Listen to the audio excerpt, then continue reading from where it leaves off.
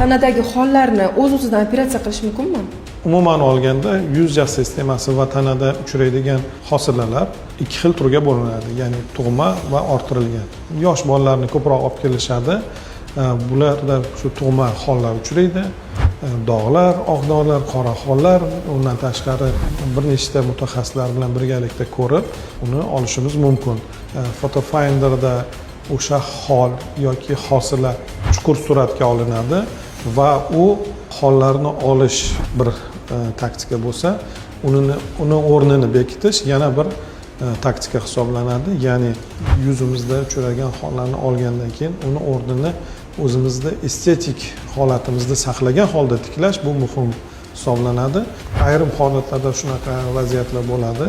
Deylik, burnimiz yonida, quloq suprasida uchragan hollarda ushbu olingan joyda hosil bo'lgan nuqsonni bartaraf qilish uchun oyoqchalik, qon tomir oyoqchalik laxtaklar bilan berkitish usullarimiz bor. Bulardan biz to'g'ri, o'rinli foydalanib, ularni estetik yetishmovchiliklarni to'liq bartaraf qilamiz.